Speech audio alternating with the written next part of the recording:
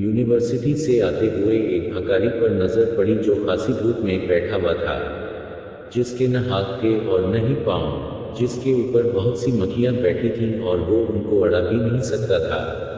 कुछ देर बाद मुझ पर यह इंकशाफ हुआ कि वो न बोल सकता है न ही सुन सकता है। वो भीख मांगने के लिए तो बैठा हुआ था लेकिन सदा लगाने के भी काबिल नहीं था। मैं मुसलसल उसको देखता और ये सोचता रहा कि उस भिखारी की जगह मैं भी तो हो सकता था, फिर उसकी जगह पर मैं क्यों नहीं। मैंने तो कभी कोई ऐसा काम नहीं किया जिसकी वजह से मैं इस हाल में नहीं।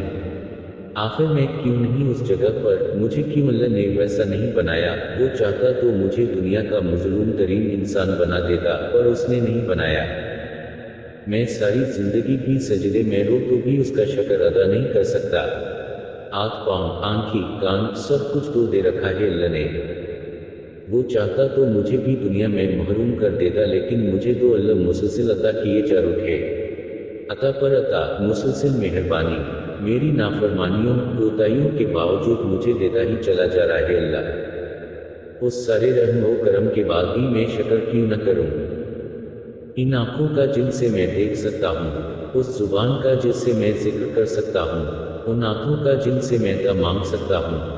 अल्लाह की दी हुई हर नौमत का आखिर हम क्यों शुक्र अदा न करें। और शुक्र का सबसे अहसन तरीका यह है कि हम अभी से आज से अल्लाह की अताअत और हुजूर सल्लल्लाहु अलैहि वसल्लम की गुलामी का अहद कर लें, पूरे खलूस दिल से।